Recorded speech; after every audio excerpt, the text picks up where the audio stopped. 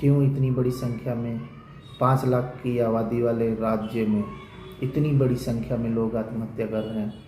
अगर लोगों को आत्महत्या नहीं करना है, नहीं करने देना है, तो समाज की क्या भूमिका होनी चाहिए? पुलिस की क्या भूमिका होनी चाहिए? डॉक्टर की क्या भूमिका होनी चाहिए? मनोरोग विशेषज्ञ की क्या विशेष भूमिका होनी चाहिए? परिवार की क्या भूमिका होनी चाहिए? दादरा नगर हवेली के बारे में अगर देखा जाए तो यह प्रदेश एक संघ शासित छोटा सा प्रदेश है, जहाँ पर बहुत सारी विशेषताएं हैं, जिसकी वजह से दादरा नगर हवेली भले ही भौगोलिक मानचित्र पर छोटा सा हो, लेकिन अपनी विशेषताओं की वजह से यह बेहतर तरीके से जाना जाता है। अब ये विशेषताएं क्या हैं? पर्यटन स्थल के रूप में देखा जाए तो यहाँ पर टोटल जो लैंड लॉक जगह है वो 40% वनों से आच्छादित है, ऐसा सरकारी रिकॉर्ड में भी है। और बहुत सारे टूरिज्म स्थल हैं जहाँ पर आकर आपको सुकून के 2 पल मिल सकते हैं। लेकिन इन सब सुकून ढूंढने वालों को दादरा नगर हवेली में आकर सुकून तो मिल सकता है, लेकिन दादरा नगर हवेली वाले के लोग क्या इस रमणीक स्थल पर जीवन की उस भागदौड़ में सुकून से रह पाते हैं? इसकी विवेचना आज हम करेंगे। और आखिर क्यों पिछले 10 सालों में इतनी बड़ी संख्या में लोग आत्महत्या करने पर मजबूर हुए हैं। 2021 जो अभी साल बीता हुआ है, उसकी अगर हम पड़ताल करें 2021 की, तो सरकारी रिकॉर्ड में, जो कि दादरा नगर हवेली के 2 पुलिस थाने हैं, एक सिलवासा और एक खानवेल, दोनों पुलिस थानों में दर्ज आंकड़ों की संख्या हर किसी को चौंका देंगे, क्योंकि दोनों पुलिस थानों में दर्ज दोनों आंकड़े की जो आत्महत्या के आंकड़े की संख्या है वो लगभग 153 है। यानी कुल 153 लोगों ने 2021 में किसी न किसी कारण में वश आत्महत्या करने पर मजबूर हुए हैं, अथवा वे ज़िंदगी से अपनी जंग हार गए थे, या वे लोगों के दबाव में आकर आत्महत्या कर लिए। ये सब जांच का विषय है, लेकिन पड़ताल इस बात की है कि इतनी बड़ी संख्या में लोग आत्महत्या क्यों कर रहे हैं।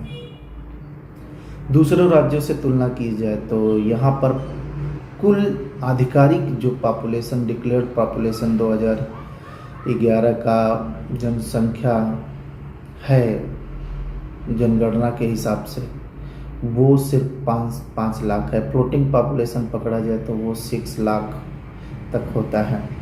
तो आखिर क्यों इतनी बड़ी संख्या में लोग आत्महत्या कर रहे हैं?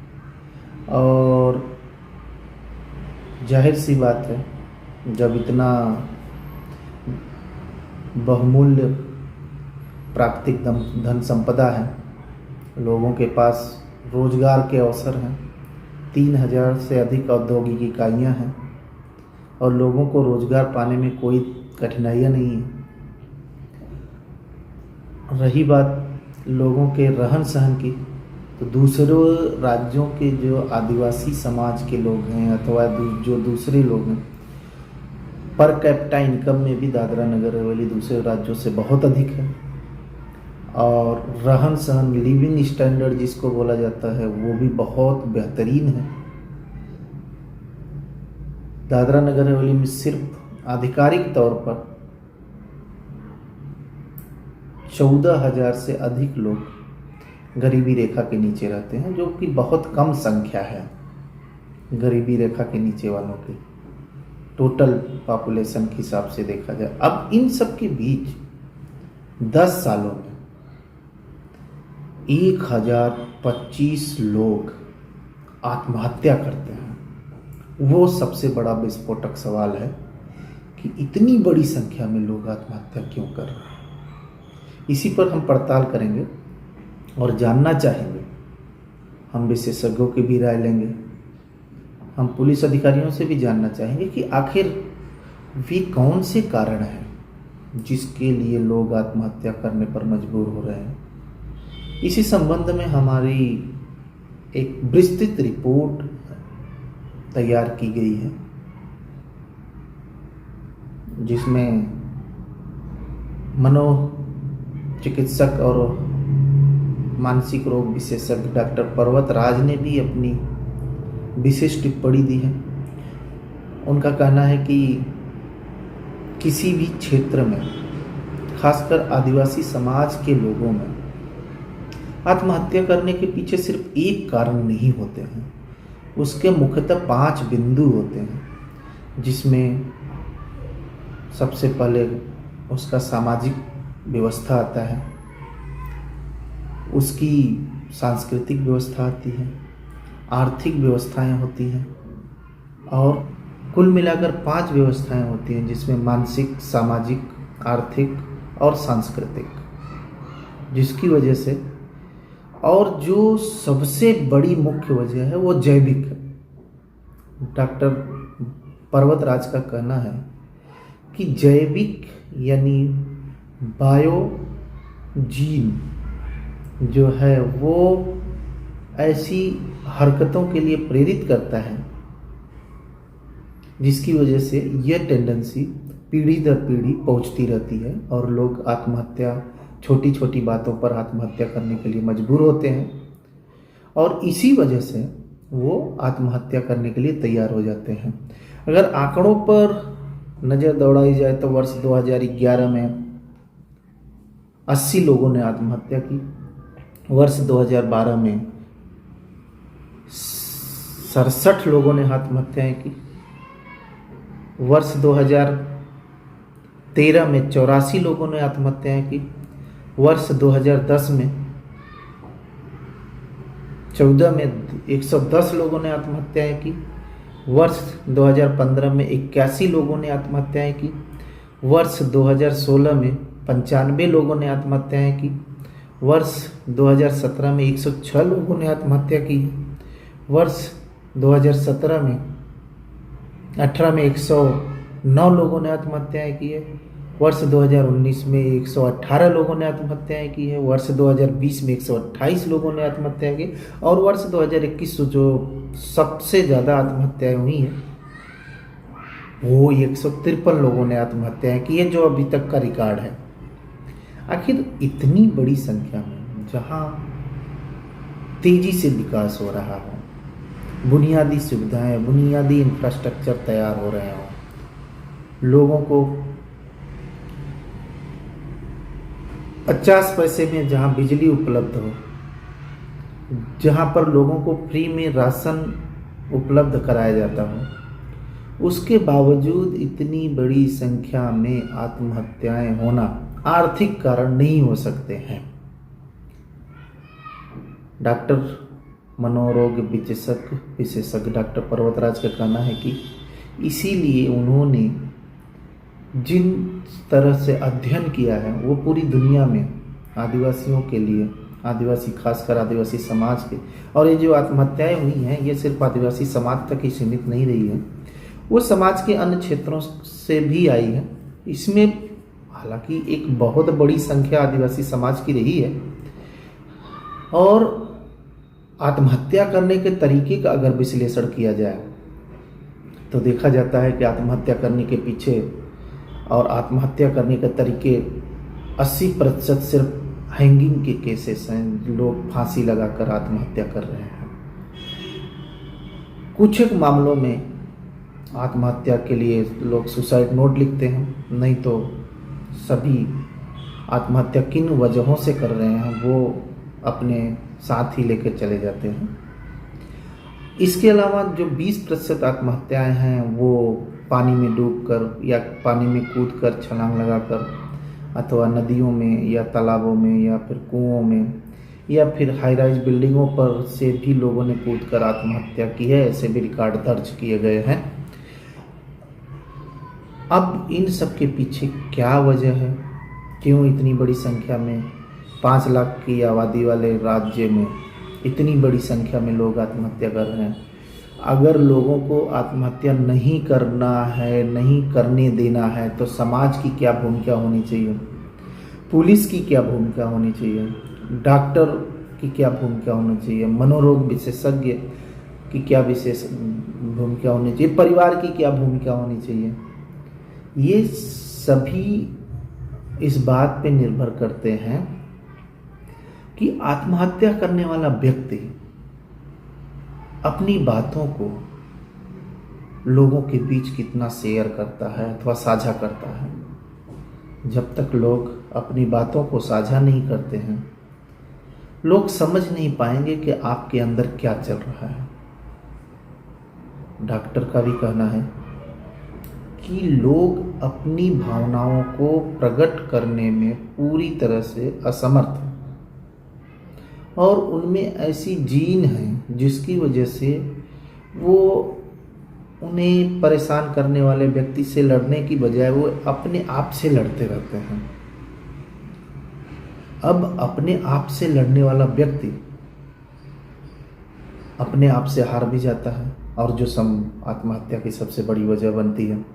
अगर वह व्यक्ति सामने परेशान करने वाले व्यक्ति से लड़ता है तो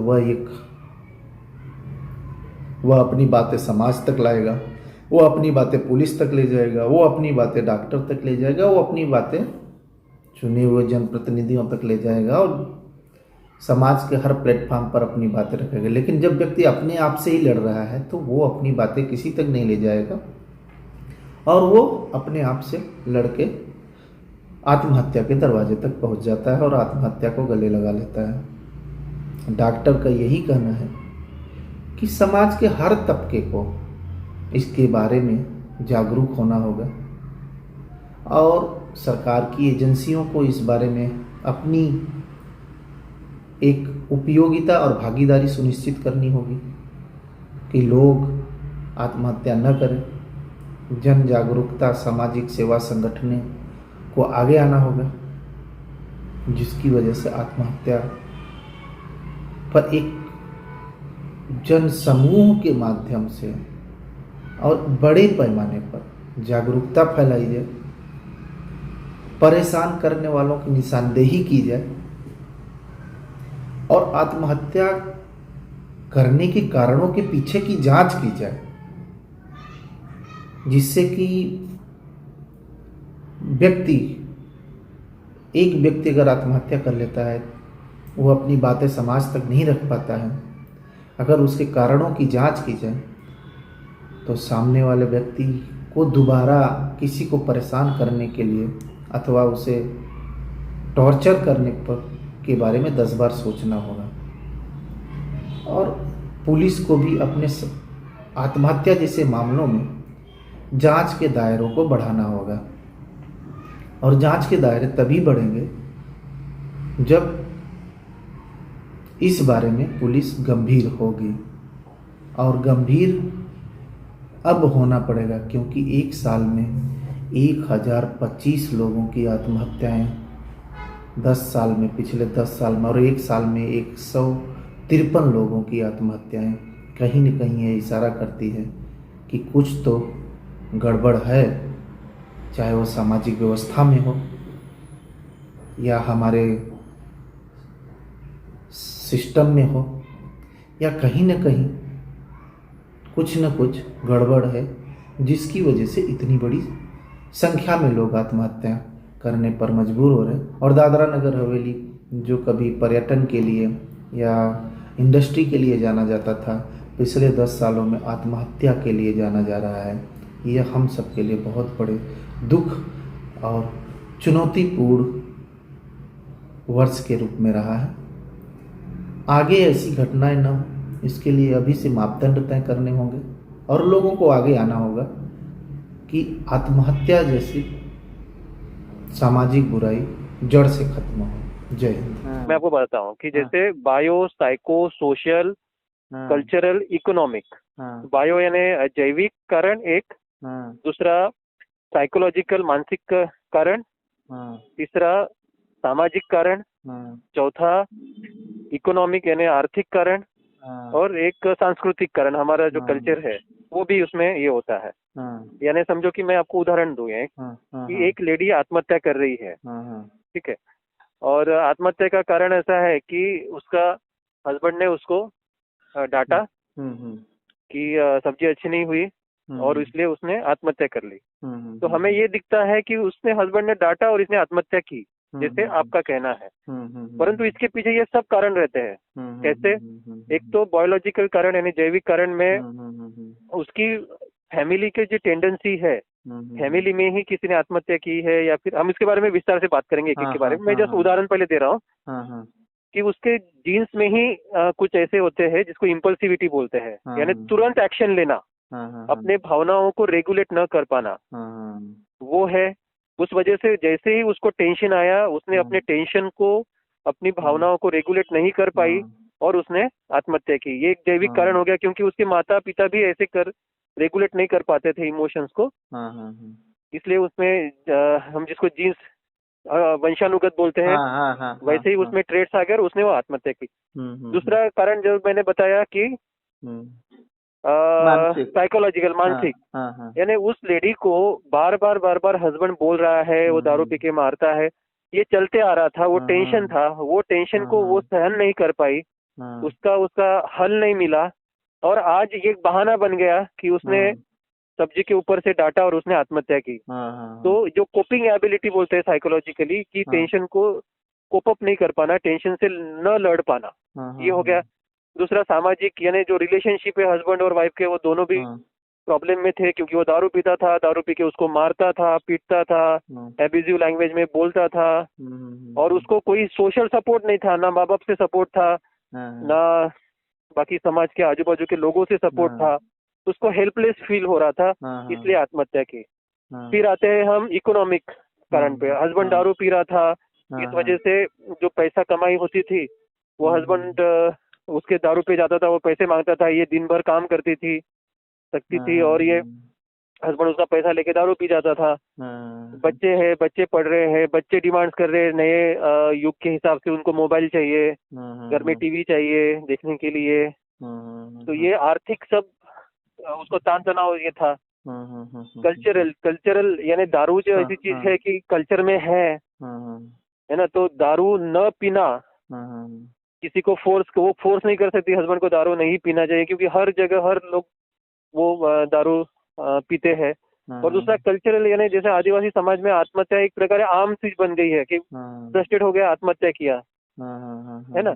तो ये देखो, आप हर एक कारण हमें दिखता है कि उसने खाना नहीं खाया, खाना उसको पसंद नहीं है हस्बैंड को, उसने डांटा, इसने आत्महत्या की, लेकिन उसके पीछे ये पूरे कारण एक साथ जुड़ जाते हैं। हाँ, और वो फिर आत्महत्या का उसका रिजल्ट होता है। तो ये जो कारण है, फिर से मैं ये करता हूँ, bio, psycho, social, economic, cultural, यानी जैविक कारण, दूसरा मानसिक कारण, सामाजिक, आर्थिक और सांस्कृतिक, ये कारण। इसमें आप देखो कि हाँ, इसमें ये जो आर्थिक सामाजिक कारण है, इसमें आप देखो कि आदिवासी के जीवन में पिछले 20 से 30 सालों में, 40 सालों में बहुत बदलाव आया है। पहले ये लोग बहुत स्वयं पूर्ण थे, इनकी जरूरतें बहुत ही कम थी, अपनी खेती में चावल उगाओ और अपनी खेती का खाओ, बाकी कुछ चाहिए नहीं था।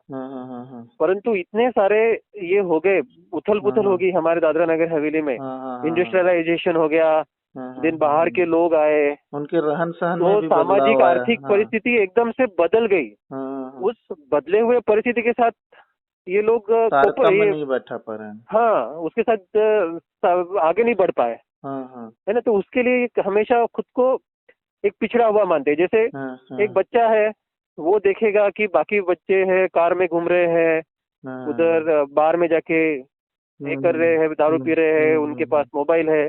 पहले एक आदिवासी बच्चों को ये सब जरूरतें नहीं थी, वो उनको पढ़ने की भी जरूरत नहीं थी, क्योंकि वही लाइफ है, वही ये कर रहा है। आज वो पढ़ेगा नहीं तो वो भूखा